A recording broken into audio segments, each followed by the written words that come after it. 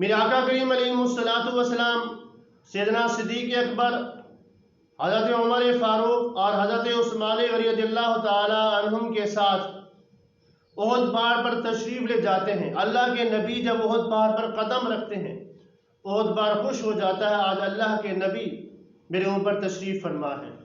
یعنی احد پہاڑ ہمارے آقا کریم علیہ الصلوۃ والسلام سے بے پناہ محبت کیا کرتا تھا، اور حضور کی آمد کی خوشی میں وہ جھومنے لگا، ہلنے لگا۔ میرے آقا کریم علیہ الصلوۃ والسلام نے فرمایا، اسکت یا احد، اے احد اپنی اس جنبش کو، اپنی اس خوشی کو اپنے اندر جذب کر لے۔ تجھے معلوم نہیں ہے تیرے اوپر ایک اللہ کا نبی ہے، ایک صدیق ہے اور دو شہید ہیں۔ تو بزرگوں دوستوں، دو شہید کون تھے؟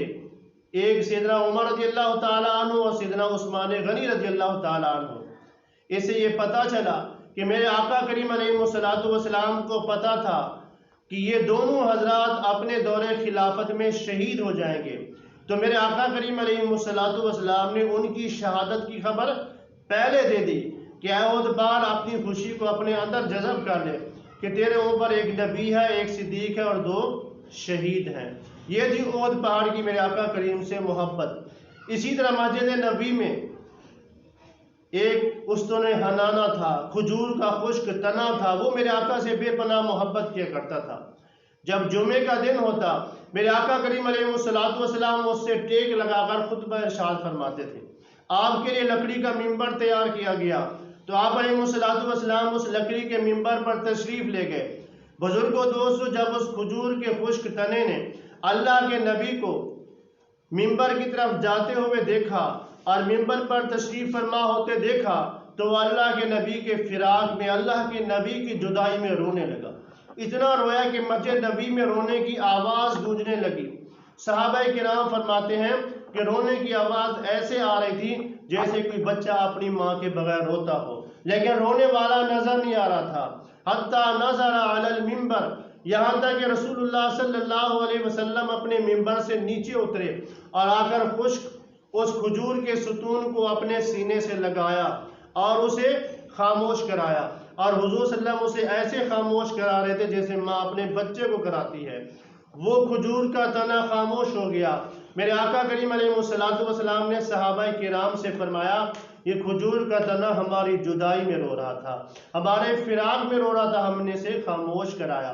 اور میرے آقا کریم علیہ الصلوۃ والسلام نے اس سے پوچھا، اگر تو چاہے میں اللہ سے دعا کروں تو یہاں ہرا بھرا ہو جائے، تجھ پر کھجوریں لگیں اور لوگ کھائیں، اگر تو چاہے تو ہم تجھے جنت میں بھیج دیں۔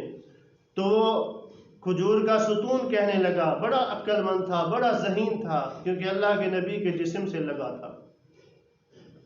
کہنے لگا، اللہ کے نبی یہ دنیا فانی ہے، ختم ہونے والی ہے، دنیا میں رہا تو ختم ہو جاؤں گا، لہذا آپ مجھے جنت میں بھیج دیں۔ تو میرے محبوب علیہ الصلوۃ والسلام نے اس کو کٹوا کے اپنے ممبر شریف کے نیچے دفن کر دیا اور فرمایا، قیامت کے دن جنت میں یہ کھجور کا درخت ہوگا، ہرا بھرا ہوگا اور جنتی لوگ اس کے میوے کھائیں گے۔ تو بزرگوں دیکھو پہاڑ بھی اللہ کے نبی سے محبت کرتا ہے اور کھجور کا خشک تنا بھی اللہ کے نبی سے محبت کرتا ہے۔